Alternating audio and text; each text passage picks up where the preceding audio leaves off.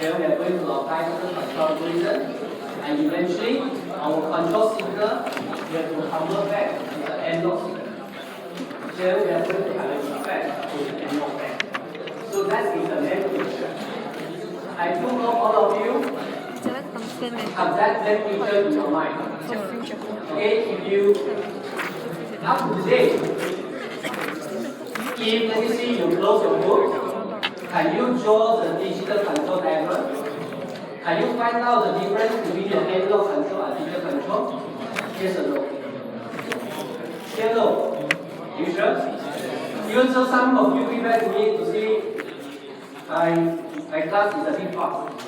But that important part actually I am very slow and I have done many times. For example, just now what I taught.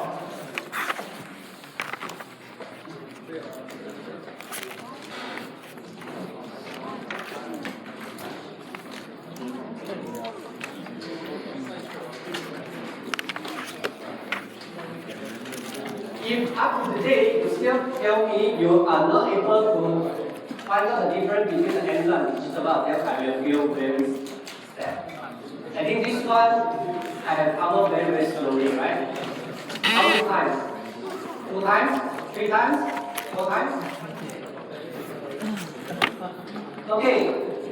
So you see the digital control. We need to do the sampling here. We have the sampler.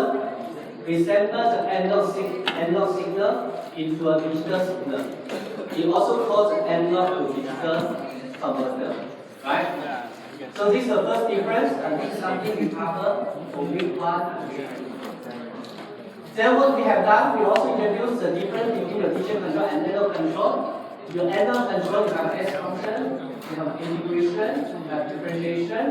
But for the digital control, you cannot do differentiation, you cannot do integration, you can only do the difference integration. This is the second difference, right? Then after you have the difference equation, you apply your digital control, then you apply your digital control. But your pen is an analog pen, it's an analog is a continuous function. So what you need to do, you have to do the digital to analog conversion, right? So this is something basically we covered in the last 2 weeks. So even a lot of things we will not have time to go to detail. This one I go very slow. I go very detail. So if you are exam, you take a look at this question of it.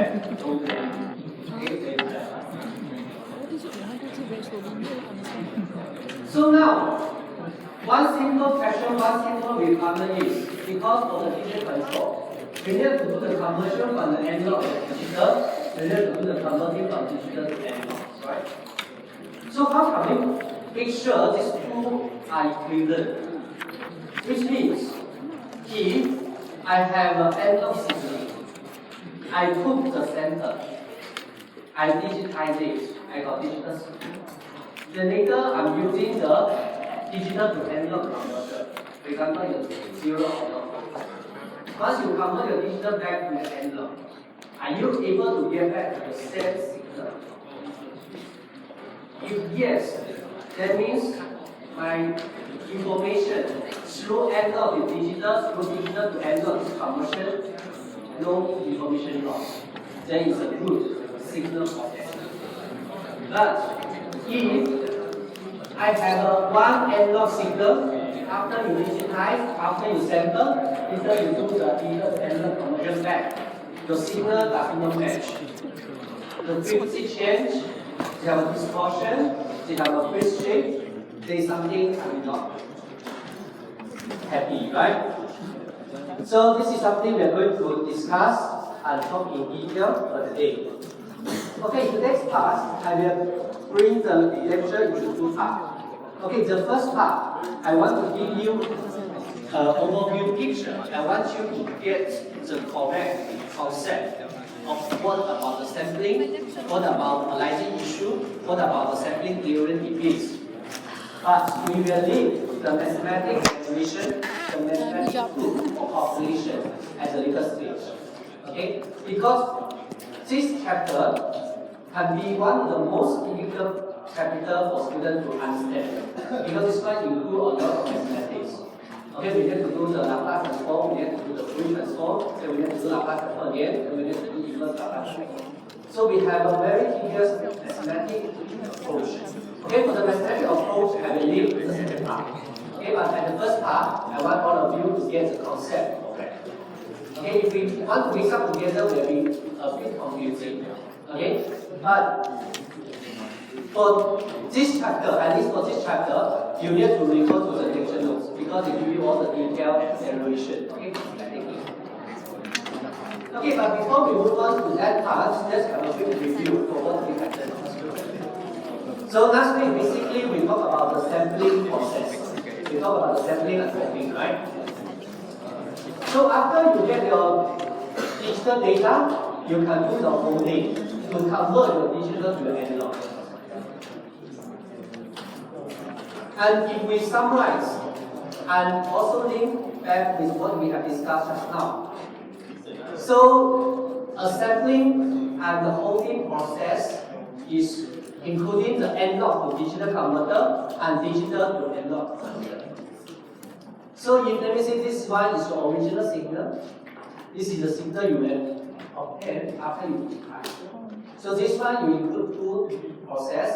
One is crystallization. You took the sample. The other is the quantization.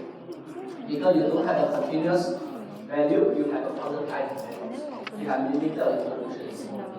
So after the sampling, you get this sample data. Once you get this sample data, you can use some of the digital to analog converter. For example, the first or second or zero or the hold.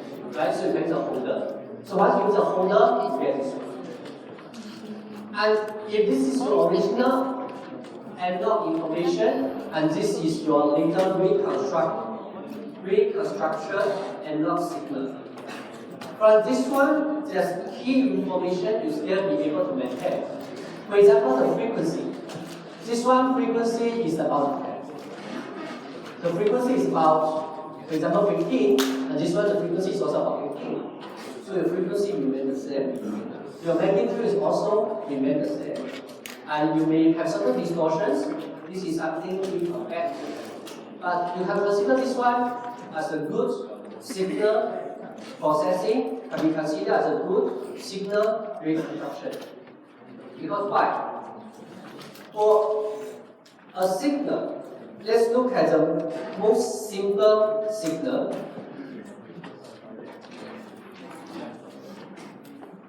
The sine function or cosine function, we consider this one as one of the simplest signal, right? So you have this one as your original one. So what are the key information you need to describe this signal? You know this is a sine function. Then what you need to know? You need to know the frequency, right? Correct, you want to know the frequency. You may want to know whether you have a free angle or not. You may want to see what is the magnitude. So for a sine or cosine function, you have three important functions to input. One, magnitude, second, frequency, and last one is the free angle. Yes, right? And why we use the sine and cosine function? Because for all the periodic signal, if you use the Fourier transform or you represent by the Fourier series, you can see all periodic signal can be represented by certain summation or certain combination of sine and cosine functions, right? Okay, so in this course, we will use sine and cosine function as an example to represent signals. Okay? So if let me say this is your original signal, after you convert to digital, then after you convert back to analog, what do you want? You want the signal eventually still be the same magnitude, still be the same frequency, or if possible, to still be the same frequency. If everything is the same, the signal is the same. Okay, there is no information loss, there is no distortions. Okay, so this is something. And in the digital control, what we have done is sampling. The sampling is not only happen in the digital control, in a lot of digital signal processing, you can do the digitization and take the sample. So after we take the sample, we have the sample data. For the sample data, if you look at the figure, it's something like this. But if you look at the mathematical formula, what does it mean? For the sampling is this one. This one is you take sample. In practice, sampling is at any sampling period, you look at the data, you record the data. So this is how you take the sample. Mathematically, you can consider the sampler as the impulse modulation. So this one, it takes a modulation with the impulse function. So it means you have an infinite series of impulse according to your time period. At time period, you take an impulse modulation. It means you take the value because your impulse at that time is 1. And 1 times your function, you get the sample data at that moment. Then the next period, you have another impulse function. Then this impulse function will take the data for the next period. So the sampling process, if you look at the figure, is this one. If you look at the mathematical formula, is equivalent to impulse modulation. And this is the impulse modulation function. And please take note of this notation. If it's RT is your original signal. RT is your original signal. Okay, in the time domain. Okay, the small r is your original one. If you see a star here, this is the sample data. So what's the difference or what the relationship between your RT and your R star T is? Your RT is your original data. And after you have taken the sample, you get R star T.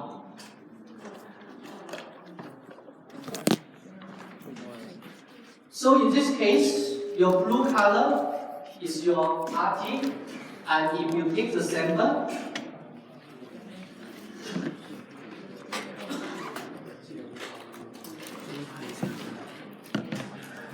so you will get this point, you will get this point, you get this point, you get this point, you get this point.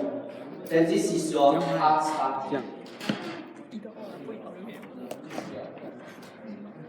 And the relationship between your R star T and your RT is, your R star T can be considered as you are taking the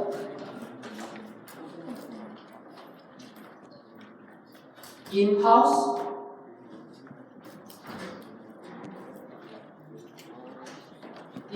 moderation.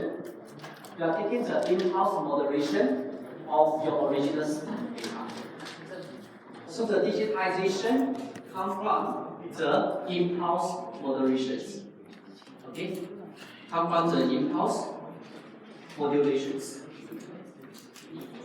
Once you get the mathematical function, then you can also do the Laplace transform. So you see your capital RS. This one is your Laplace transform. So for this one is like a time domain. And then you can do the Laplace transform. For the original signal RT, if you do the Laplace transform, you will get your RS.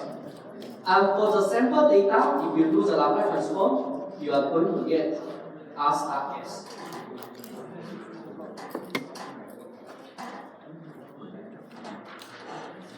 So this is how we obtain the Laplace transform.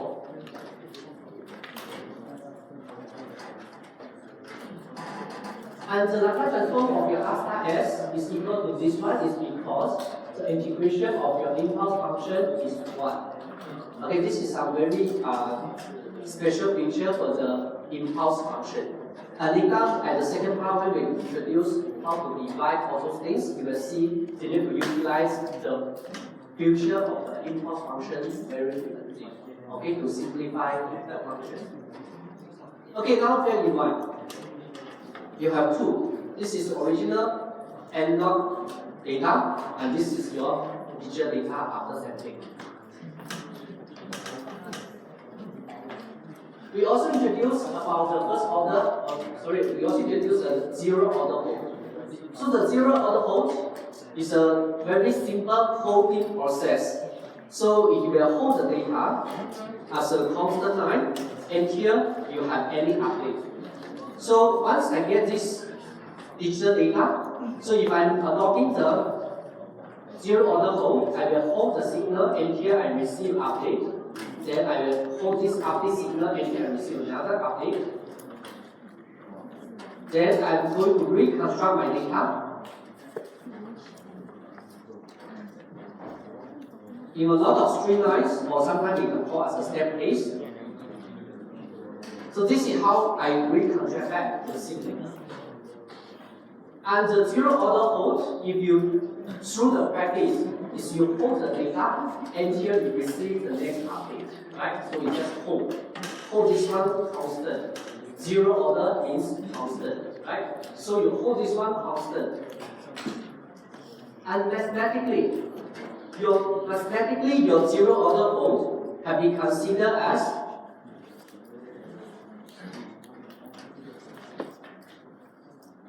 a unit pulse function because you hold this one for this period of time. Right? If you hold for this moment, is this pulse. If you are going to hold for next moment, you have a next pulse. If you are going to hold the next moment, you have next pulse. So you only hold for one pulse. Right? So it's a unit pulse. So you can use this one as a step function. This is 1t, then minus 1t minus t. Then you get a pulse function, right? So this is how you get this pulse function.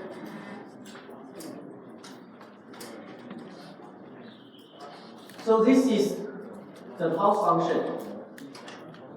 And for the zero order hold function, you know the time domain function, and you can also do the Laplace transform. Then you get 1 minus e power minus st divided by s. Right? This is what we discussed last week. So this is a zero order hold function. And last week we also had some exercise, okay, to get familiar with certain so-called discrete function equivalent. During the class, I show you some example. During the class, I show you example if you have a GS.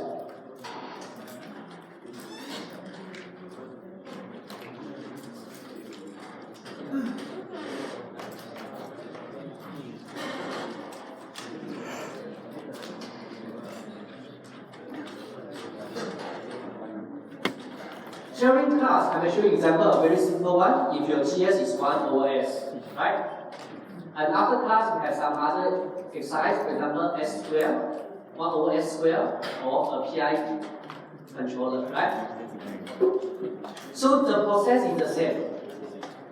If you have zero order hold, you have 1 minus e power of sp, right?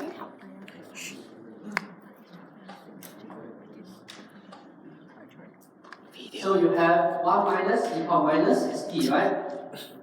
And divided by s. This is your zero order hold function. And depending on what is your GS function. In this case, your GS function is no more 1 OS. Your GS function is the PI controller. A PI controller, you can have Kp, you can have a Ki divided by s, right? And because this is in the S domain, this one is also S domain, they are cascade to each other. So you are able to find out the final transfer function.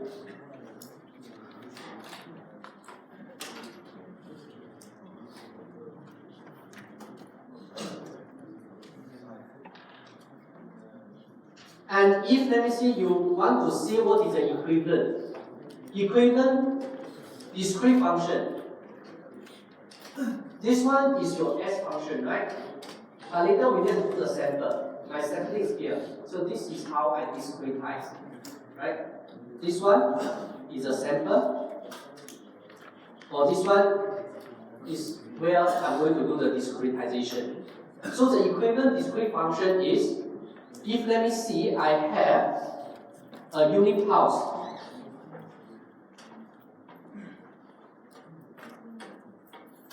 If I have a unit pulse function here, through the zero order hold, through your transfer function of your PI controller, I will have an output, right?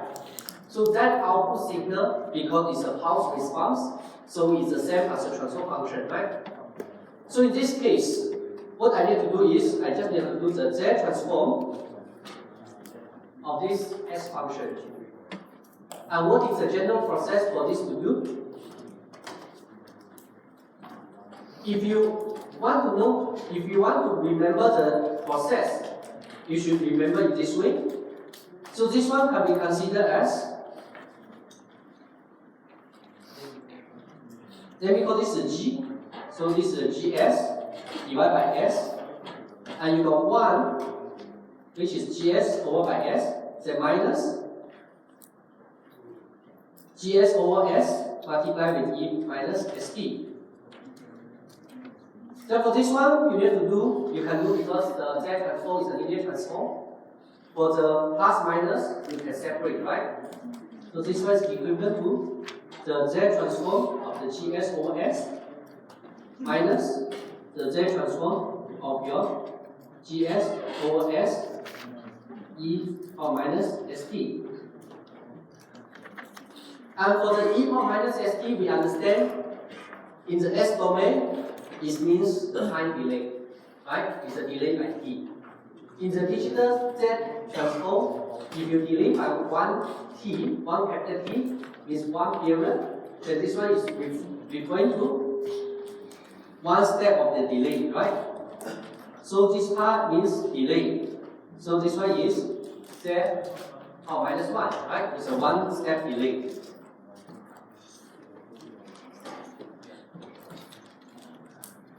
So if you combine together, you will see this one is 1 minus.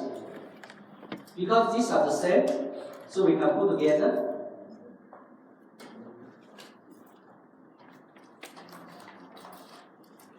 So if you look at how to solve the problem, then the process is standard. You get your transfer function, you use the transfer function divided by S. Then you do the Z transform. You can refer to the table. Why this time you can do the table? Because this is the signal. Okay, this is your signal. So we can do refer to the transfer table. After we get the transfer table, we get the Z function. They just multiply with 1 minus Z power minus 1. So this is also the same thing for the PI controller. Your GS is just your KS divided by your KI. Okay, and now bear in mind, you are not able to do the Z transform in one time, right? After you divide by S, you get this one. You are not able to find any Z transform table for this one together. So what you need to do, you separate, right? Y is KS over S squared. What do I mean is, on the table you cannot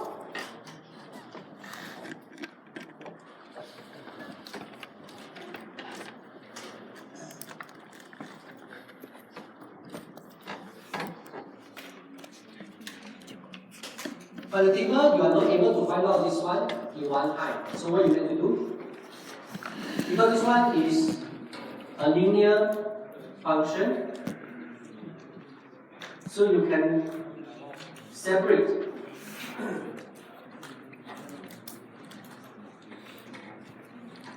And for the table, you are able to find out this one, you are able to find out this one.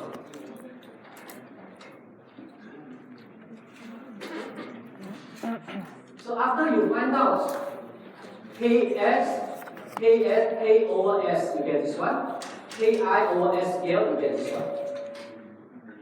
Then you get the Z transform of your GS over S. After you get the Z transform GS over S, multiply with your 1 minus Z power minus 1, or this one consider the same. Then eventually, you get this one. So this one is so-called the discrete equivalence through the zero order code. Okay, so this one means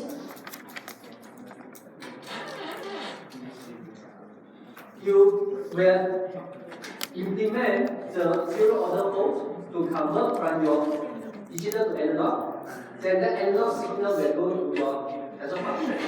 Then your transfer function will be output. then you will pick the sampler. So you see this one, if you look at this one is your digital input. And this one, what you get? This is your digital output. So in this case, if I took the Z transfer function from UE to UZ, from my ET, this one is my input. My EPT, I get EZ. Right? So this is my input, this is my output. My UZ divided by EZ is your transfer function. Alright, right? So my HZ is equal to my UZ divided by my EZ. So this is so-called the equivalent digital or discrete transfer function. Okay? So what's the meaning? What's the meaning for the discrete transfer function? Here you have a discrete input, you have a discrete output. The relationship between the two Z functions, UZ over EZ, UZ over EZ, you will get your transfer function. So this one is your equivalent transfer function. Okay, and how to obtain this equivalent transfer function? Through the zero order mode, the process can be standardized. If you only want to remember the conclusion, this is the conclusion. And if you want to know what is a critical step you need to follow to solve this kind of equation, obtain GS function, usually the GS function will be given, or you may be derived by your dynamic analysis, or it may be given as your continuous control design process. You come out this one, right? After you get your continuous function, what you can do? Use this one, divide by S. Then get this one to do the Z transform. Okay, this one I did a simplify of the simple. If the actual one, if you want to see in full picture, you need to do the inverse Laplace transform first. Do the inverse Laplace transform first, you get the time domain, then get the time domain, you do the Z transform. But in practical, when you solve this type of conversion, you just look at the conversion figure, right? So your table usually has a Z function, S function, time function. Am I right? Okay? But this one, bear in mind, this one only applies if you are doing the zero order fold. Okay, if you are doing this type of zero order fold equations. Next week and the week after next week, we are going to study another third equivalent method, how to find out the discrete equivalent transfer functions. Okay, and this one is one of the approach. And this one approach is from the data processing. Okay, they are from the sampling and the hoping. So basically, you do the analog to digital by sampling. You do the analog to digital through the zero order mode. So if you are doing a high zero order mode, to convert your digital to analog, then apply your analog transfer function, then get your digital data, then you can apply this. Okay? The process is very simple. Just use the GS divided by S. Then look at the table, find out the Z function. After you find out the Z function, multiply with 1 minus Z power of minus 1. Is it clear? I believe all of you should have no problem to solve this one. Okay, but I also hope you are able to understand what's happening. If you are able to solve this one, you get 10 marks for your exam. But you need to understand that, then you really can see you are a satisfactory learning outcome from the visual control. So let me repeat one more time. So for the equivalent is, I put a signal, a digital signal, I put a digital impulse, a unit pulse signal as input. But your GS can only take analog input, right? So we apply zero order hold. Okay, we apply zero order hold to convert my unit pulse into a analog signal. Then this analog signal have a transfer function of GS. Then you have your analog output. Then I'm going to take the sample of the analog output. Then I'm going to, for example, this is your UT. This is your ET. So this is my continuous function. This is my continuous signal. I digitize, I put the sample, I get the digital output. So your GS is your transfer function between your analog input and your analog output, right? Is that right? Yes. Analog input and output. So your GS is your continuous function between your analog input and output. So what is the discrete equivalent between your digital input and your digital output? That is the Z function of this part. So this part you got zero order volt, you got the plan, you got the sampling. Okay? And also conversion, your sampling is doing the Z transform. Your zero order volt is going to use this one, multiply with your GS. This is your holding, this is your transfer function. So after all the things combined, that is so-called your discrete equivalent. Okay, so this is your discrete equivalent. And how to solve the discrete equivalent? You get your continuous and GS divided by S. Then you take the inverse Laplace transform, you get the Z transform. Eventually you have a Z function. And after you get this Z function, multiply with 1 minus Z minus 1. Okay? Is it alright? But this one is only applied if this one is a zero order whole. If this one is a first order whole, or if this one is a low pass filter or other things, this part will be different. Okay, once this one will be different, then this part will also be different. Is it alright? Okay?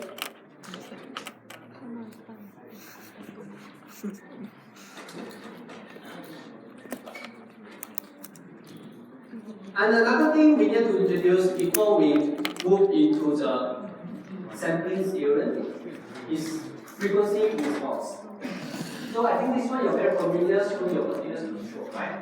So in your continuous control, you have done a lot of frequency response.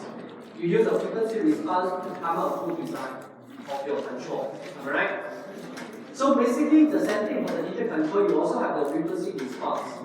And the conclusion is very simple. If your input is a unit sine or cosine function, then after the transfer function, your output can be represented by the amplitude and the phase change. And your output should be multiplied with your gain and with the phase shift of your phi. Okay? So this means you apply a sine cosine function, then you check the output. You compare with the gain, you compare with the magnitude, you will get the gain. You compare with the phase change, you will get the phase part of your transfer function. So through this frequency response, you are able to determine the transfer function through the frequency response. I think this one you have been practiced quite a lot in your controller design, in your dynamics control, am I right? No? Are you sure? Surprising me. This one is you just input a sine cosine function, then you measure the output. You can measure the different frequency, then you have a different the block body diagram. Because my understanding is you have learned that in your continuous control. My understanding from the previous lecture is because you have the option to choose some question not to be asked, not to be answered, right? And that part is slightly more difficult, so a lot of students skip that chapter. Is it true? That one is true, right? Okay, so basically for this one is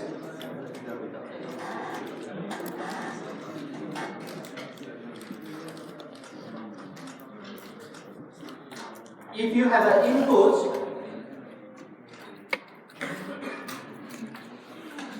as a cosine function, unique cosine function means your magnitude is 1.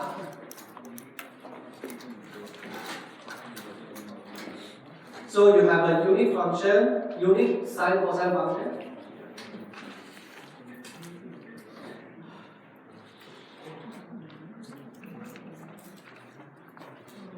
So this is your input. Your input is a unit cosine function. And you just have to check the output.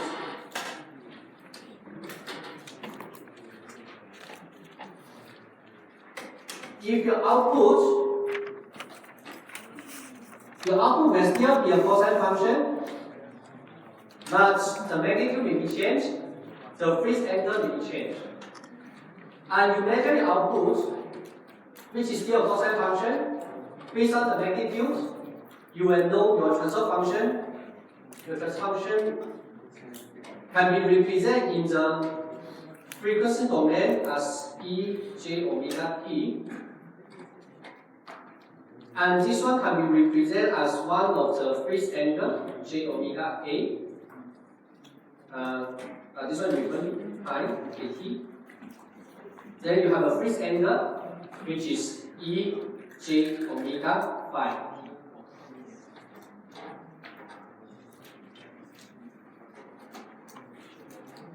And your omega t is something you are able to adjust the frequency, right? Omega is your cosine sine frequency, right? So you apply different frequency, you will see different gain or different phase change. Then you are able to plot the body diagram. Then based on the relationship between the frequency and the gain and the phase change, then you are able to evaluate whether your transfer function is the first order, second order, and so on and so forth. I think this one you should have learned. Okay, but anyway, this one is not so important for digital control bar. We just want to show you. Those things apply in your continuous control, also apply in your digital control. Okay? And the mathematic proof is this. Because if you do the Z transform, you get your Ez is like this. Okay, you get Uz is this. Then you do the division, you will find your Hz is this. Okay? Anyway, this one is just an introduction to show you the frequency response techniques for you to estimate a modeling, dynamics modeling, or to achieve a good design is something you'll also be able to apply to your digital control. I'm sure you should have learned that. Because the block body diagram are very two important beginnings. One is to help you identify your plan, whether it's first order, second order, or so on and so forth, right? Because you need to compare when the frequency goes, the bandwidth. Whether you have a 20 dB decrement or 40 dB decrement, and so on and so forth. Is something now sound familiar? Yes or no? You never seen body diagram before?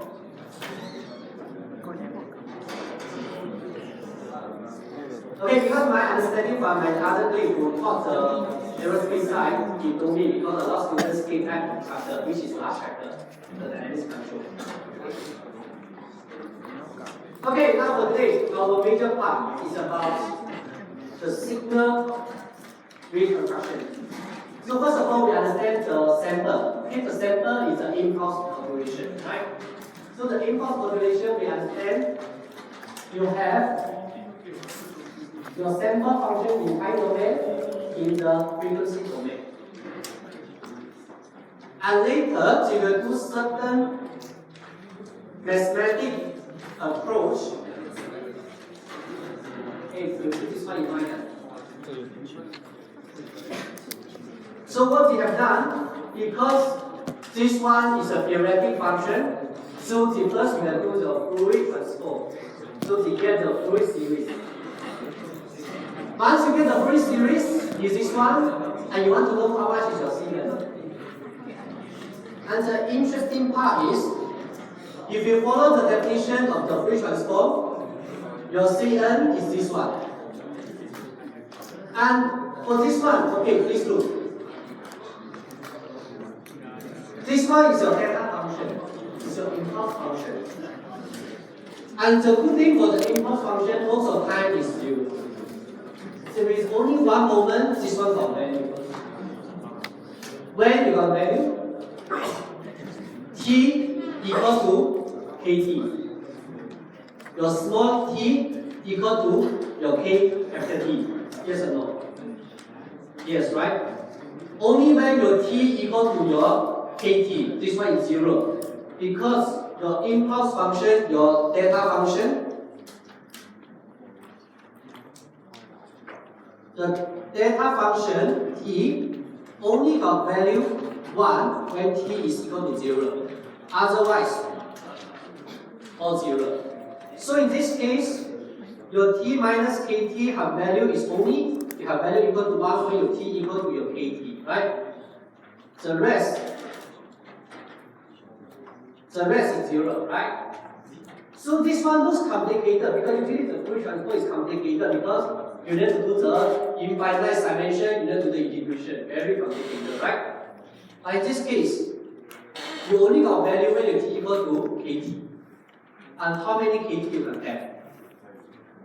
You are doing the integration, right? You are doing the integration from minus half t to positive half t. So what does it mean? Your small t is bigger than half t, minus half t and smaller than half t, right? So in this case, what is the possibility for you to have a k? If your k equal to 1, is it any possible for t equal to t? Small t equal to capital T, is it possible? No, right? Your range is only within half. So the only case for you to have value is k equal to 0 and t equal to 0. Is it true? So even though this one looks complicated, but the only moment for this one to be non-zero is t equal to 0, k equal to 0. Then this one you have 1. This one you also have 1. Then everything you integrate, you only got 1. So the integration will become 1. Is it alright? The detail of the derivation you can refer either the textbook or the classical handwritten notes. Okay? But I just want to highlight why this one eventually will come out your Cn is equal to 1 over t. It's because your data function only got turned when your k equal to 0 and t equal to 0. Is it clear for everybody? Yes or no? Still no? Okay.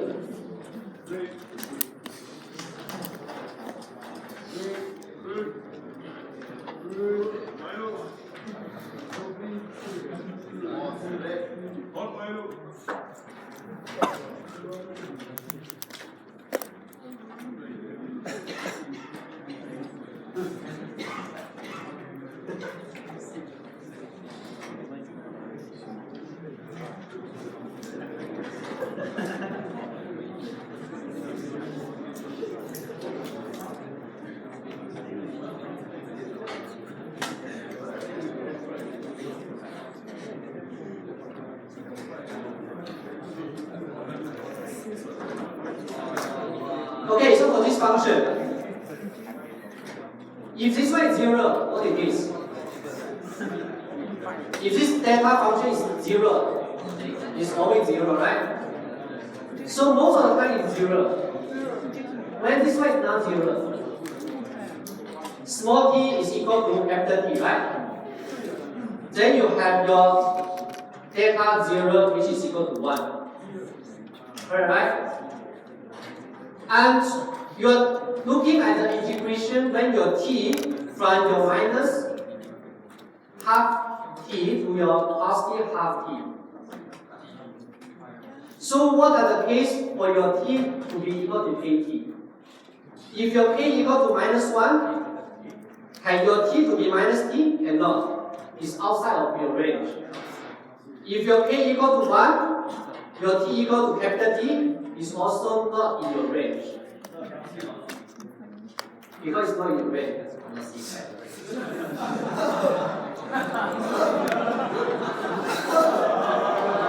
So what is the only thing in the range? It's only when k equal to 0, right? Alright? If your k equal to minus 2, minus 3, whatever, is outside of your range. Your range is only negative half t to positive half t, right? Yes or no? We are doing the integration on that range. So in that range, you want to have a kt. K is always to be an integer number, right? Then the only case for you to be is k equal to 0. K equal to 0, your small t equal to 0 multiplied with t is 0. So only this case, this one is non-zero, is 1. And this one, your t is 0, e power of 0 is what? Another 1. So you look at the integration, even though integration is complicated, but inside the whole integration you look at one value. What it is? Just 1. So 1 multiplied with 1 over t, so your Cn always will be 1 over t. Okay, the rest, you just apply the Laplace transform or the Fourier transform. Okay? So after we get the Cn, you sub it in, and then this one will be your Fourier transform. It's already simplified already because you don't have the Cn. Your Cn is only 1 over t. Then this one you see is infinite series summation of the e power j 2in over t. This one looks complicated, but this one looks simple. And the one more thing I want to highlight. Because later, if you want to use this one is what? This one still in your time domain. This one is your r star t. Okay, this is your r star t. This is your time domain. And what we want to do?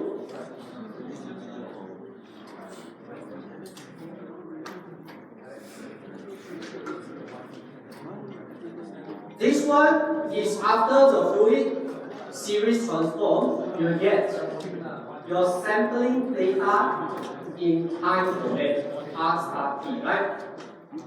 And what we want to do, we want to do the Laplace transform. Okay, this is the reason I say this chapter will be very, very difficult for you to digest because a lot of mathematics, unless you are very good in math. Okay, but from my understanding or my assumption, you will not so keen in math, right? But I want you to understand the process. So this is your Fourier series of your time domain of your sampling data. R star t is your sampling data. Then we do the Laplace transform. This is the definition of the Laplace transform. You do the integration from the negative infinite to positive infinite multiplied with e power minus st. Too complicated, right? Okay, the good thing is don't have to be so complicated. We don't have to really do the Laplace transform. After we apply the Laplace transform, we put in, we simplify. This is your Laplace transform, right? But my Laplace transform is 1 over t, infinite summation to the integration rt. Okay, see, e power minus s minus j n omega st. Okay, this is something important. Why? Remember this one. I hope you always put this one in mind. We want to do comparison between R and R star t. So we also want to do comparison between your Rs and R star s. Your original data and the sampling data. So if you want to do the Laplace transform of your Rt, what do you get? What you should get?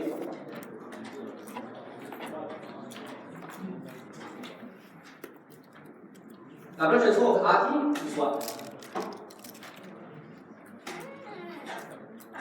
Integration of Rt, then e power minus st et, right? Don't tell me this one also never learned. Then I think I come in the wrong class. This one everybody knows, right? Yes or no? Yes, huh? Okay, what is this now? What is this one now? 1 over t sigma what?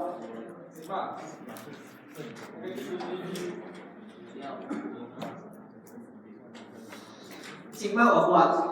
R E minus what? minus what? S minus J n omega S T E T. So what's the relationship between these two? If we shift the S by NWS J, right?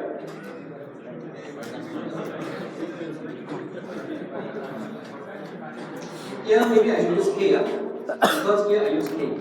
Okay? Here to use N, so to use N. Okay? Because now here I'm just going to use K, so here I also use K. Okay? Anyway, it's the same. It just shows their integer numbers. Then what I can get?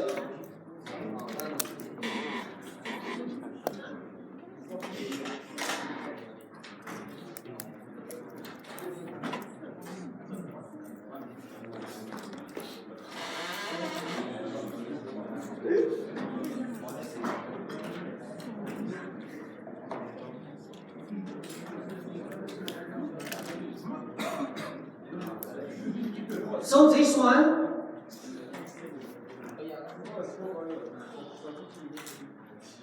will be your RS prime or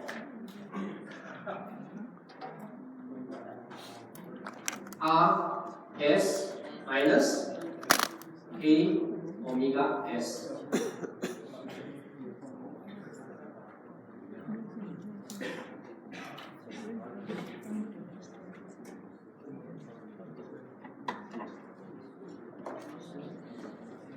This is the conclusion I need.